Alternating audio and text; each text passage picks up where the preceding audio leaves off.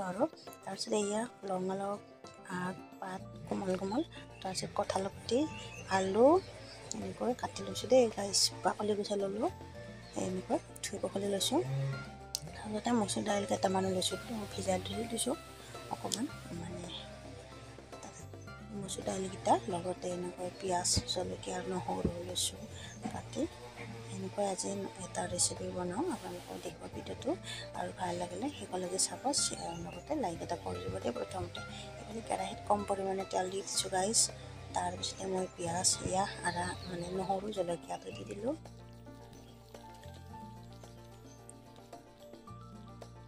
এইফালে পিঁয়াজ নহৰুখিনি ধুনীয়াকৈ ভজা হৈছে গাইছ ধুনীয়াকৈ এয়া তাৰপিছতে এই ৰেচিপিটো কম পৰিমাণ মানুহ থাকিলেও বনাবলৈ সহজ এতিয়া মই বহাই দিলোঁ ধুনীয়াকৈ আৰু কঁঠালৰ গুটিৰ লগত এনেকৈ দালিকণ বনালেও সোৱাদ ভাল লাগে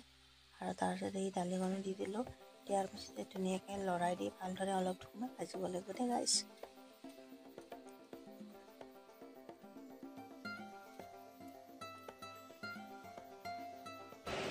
এয়া হালধি নিমখ দি আৰু এনেকৈ ভালদৰে লৰাই দিলোঁ আৰু দি কিনে তাৰপিছতে গেছটো কম কৰি দি মানে এইখিনিতে ঢাকন মাৰি দি অলপ সিজিব লাগিব যাতে অলপমান ভাজিব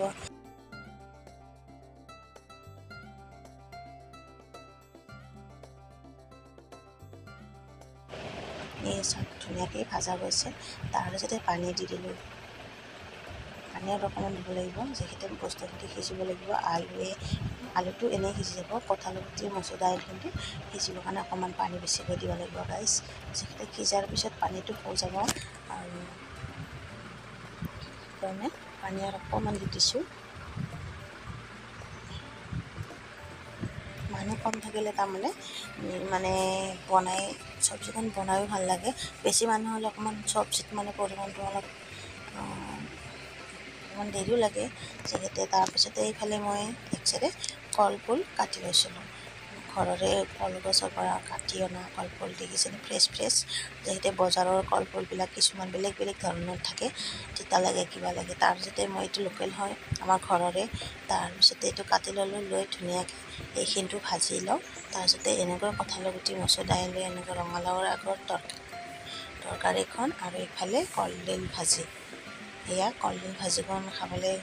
বহুতেই ভাল পাওঁ মানে কিছুমান মানে লোকেল বস্তু খাই ভাল লাগে আৰু এনেকৈ ভাজিখন বহাই দিলোঁ তাৰপিছতে আমাৰ এয়া মোৰ দাইলখন মানে মিক্স দাইলখন ধুনীয়াকৈ উতলি আছে এনেকৈ উতলাৰ পিছতে ধুনীয়া মানে পানী যিখিনি পানী আছে অলপমান হৈ যাব তাৰপিছতে দাইল অকণমান সিজিব আছে দেখিছেনে দাইল সিজা নাই ফাটিছে খালি তাৰপিছত ফাটিলে নহ'ব আৰু গলি যাব ধুনীয়াকৈ কঁঠালৰ গুটিটো ধুনীয়াকৈ গলি যাব গাইছ গম পাইছে নাই আলুটো ধুনীয়াকৈ সিজিছে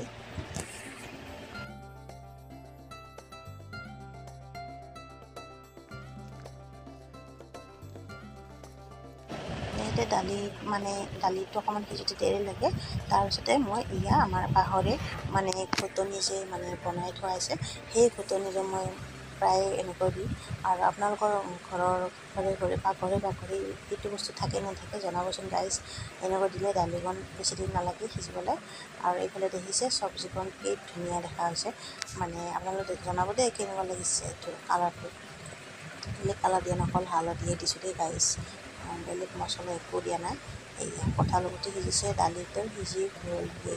গলি গৈছে গেছ আজিলৈকে ভিডিঅ'টো ইমানেই দেই আৰু নেক্সট ভিডিঅ'ত সকলোকে লগ পাম অকণমান ভিডিঅ'বোৰ দিয়াত মোৰ ৰেচিপিবিলাক দিয়াত অকণমান দেৰি হয় গাইজ টাইমৰ কাৰণে অকণমান